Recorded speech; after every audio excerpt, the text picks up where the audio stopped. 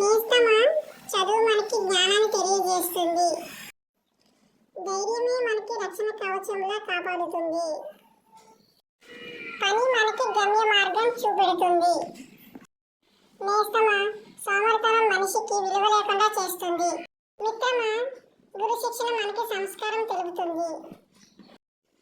పిల్లలు మొదటి తప్పటి అడుగులు వేస్తే తల్లిదండ్రులకు ఆనందాన్ని ఇస్తుంది.